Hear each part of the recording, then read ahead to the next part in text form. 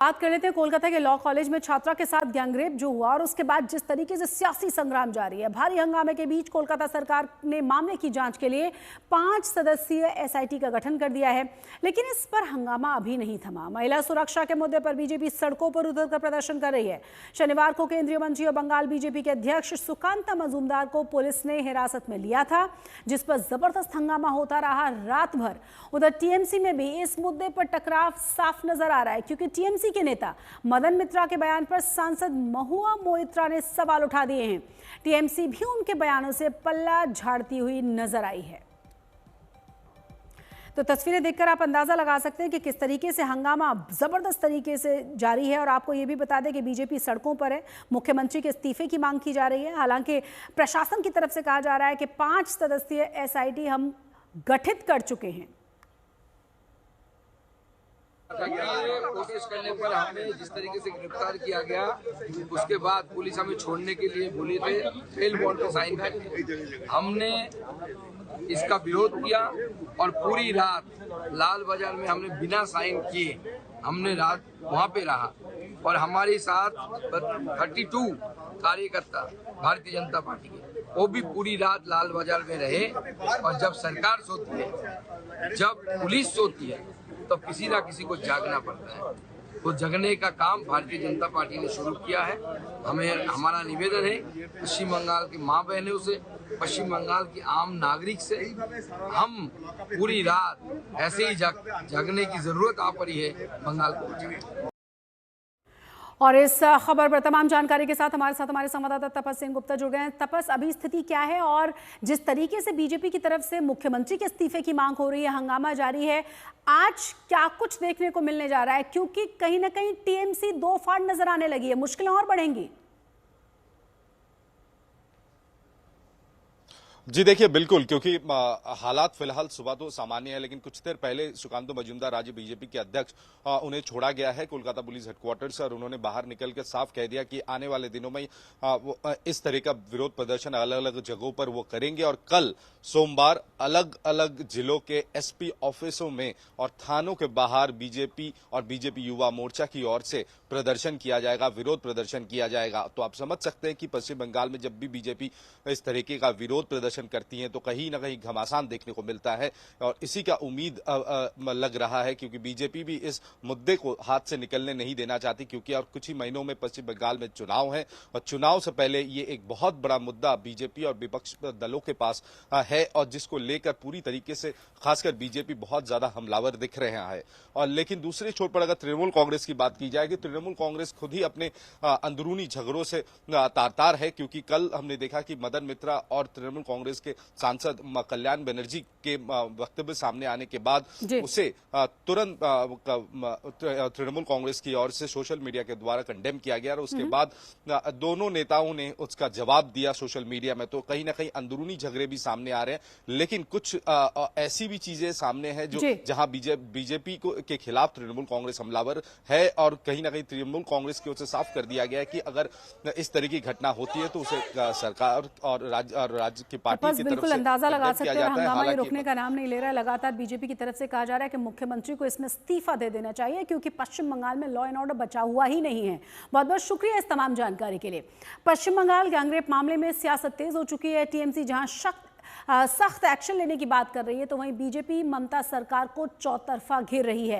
हालांकि इस मुद्दे पर अब टीएमसी में भी दो फाड़ साफ साफ नजर आने लगे हैं।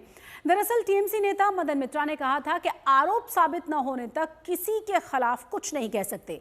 टीएमसी ने फौरन ही उनके इस बयान के बाद किनारा किया। फिर सांसद महुआ मोइत्रा ने भी अपनी ही पार्टी के नेता पर सवाल उठा दिए। দেখুন, আইন আছে, যদি কেউ অন্যায় করে থাকে তার বিরুদ্ধে বিচার হবে। কখনোই আমরা কখনো কোনো অভিযুক্তকে আড়াল করতে চাই না। বিচারক বিচার, তবে এইটা দেখতে হবে, আমাদের সংবিধান বলে দোষী ছাড়া পেয়ে যায় আপত্তি নেই, নির্দোষ যেন শাস্তি না পায়। আমাদের গীতা বা ভাগবতের কোনো জায়গায় এরকম লেখা নেই কেউ কারোর ঘনিষ্ঠ হলে তার বিরুদ্ধে কোনো আইন প্রয়োগ করা যাবে না। কিন্তু দেখতে হবে সত্যি সত্যি সে দোষী কিনা।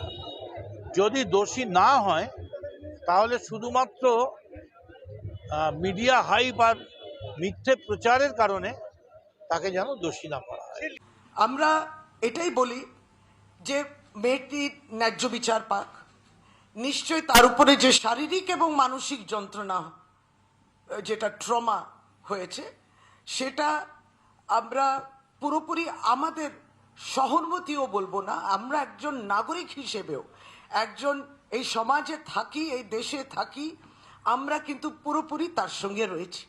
সে বলুক, তার পাশে আমরা রয়েছি। এইটা চলতে পারে না, এটা হতে পারে না।